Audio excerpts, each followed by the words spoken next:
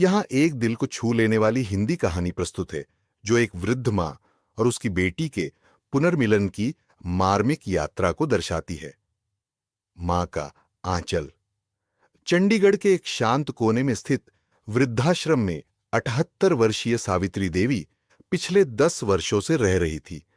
उनकी आंखों में हर दिन अपनी बेटी स्नेहा की यादें ताजा होती थीं, जो शादी के बाद विदेश चली गई थी।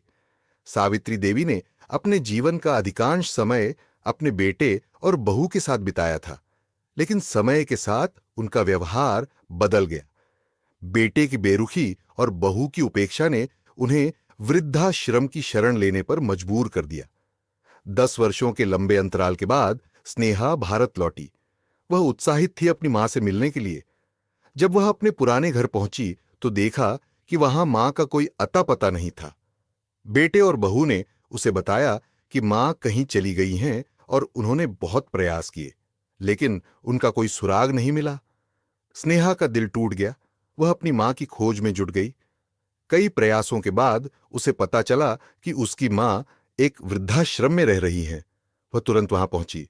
मां बेटी का मिलन अत्यंत भावुक था। स्नेहा ने मां से पूछा, मां, आप कहां चली गई थीं? भाई और भाभी ने आपको कितना ढूंढा। सावित्री देवी की आंखों में आंसू आ गए। उन्होंने धीरे से कहा, बेटी, तुम्हारे जाने के बाद घर में मेरा स्थान बदल गया था। बेटे बहू का व्यवहार बदल गया था। मुझे लगा शायद वृद्धाश्रम ही मेरी शरण है। स्नेहा ने मां का हाथ थामा और कहा, मां, अब आप मेरे साथ चलेंगी। मैं आपको कभी अकेला नहीं छोड़ूंगी। उस दिन के बाद स्नेहा ने अपनी मां को अपने साथ रखा, उनकी देखभाल की और उन्हें वह स्नेह दिया जिसकी वे वर्षों से प्रतीक्षा कर रही थीं। मां का आंचल फिर से स्नेह और ममता से भर गया। यह कहानी हमें यह सिखाती है कि माता पिता का स्नेह और त्याग अनमोल होता है।